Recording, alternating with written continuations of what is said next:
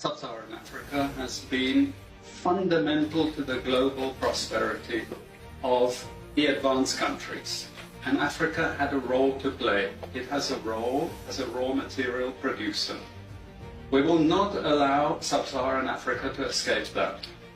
Okay, we do everything to keep Sub-Saharan Africa where it is, also impoverished. It's absolutely vital for the prosperity of everyone else. So let's get clear about that. Okay, and this means all the economic structures, all the global institutions, and the economics we teach everyone is all designed to keep Africa exactly where it is. And whether it is Europe or US or now China, it's always the same. We need Africa to be impoverished because we need those raw materials and we need them dirt cheap. Okay, so that's the message. It doesn't mean to say that there's nothing Africans can do. Of course there is. This is what it's about. Because if Africa does do something different, I assure you living standards of all those in Europe and North America and Asia is going to fall. Okay? And that is a big price to pay. I assure you that the West is not going to allow that without a big fight. Okay, so the job of many Western academics is to convince Africans they have to keep doing what they're doing. Okay? And to show them it's your fault that you're poor. It's not our fault. It's your fault that you're poor. You know, so this is what we do in academic institutions. We know the basic forces that have caused this underdevelopment. We know it's colonization. We cannot afford to allow Africa to industrialize and start producing manufactures. Okay, so we will do everything to stop that. And I'm going to show you how we actually block that.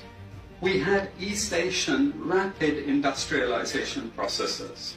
So in the earlier period, we had Japan and Korea and Taiwan. Okay, rapid growth, sucking in raw materials from Africa, driving up the prices. And after those countries finished industrialization, then Sub-Saharan African growth rate again fell. Sub-Saharan Africa is condemned to this role, just the supplier of raw materials, not a manufacturer. The currencies are collapsing of these countries, and many of them are Sub-Saharan African countries. After colonization ended, we needed new structures to keep these countries where they were. Okay? And the first of those is aid. Okay? We give them aid. Aid for what? Actually, we give them aid to keep repressive regimes in power. That's all. All the hypocrisy about transparency and democracy and bullshit like that, it's all bullshit. But it would go to country after country offering loans. And if the president did not accept the loan, they were killed. It's just economics. It's economic warfare. The rich declare war on the poor. It happens everywhere. It happens in a country. The rich control the government. Of course they do. You really believe you have democracy? Come on. I mean, grow up. Who has all the subsidies and income support? US, Europe. The largest budgets in the world for supporting their farmers are Europe and US. You see, we're keeping them dependent. We're keeping them on a string.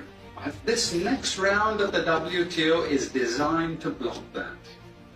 To block anyone else getting on top of the line.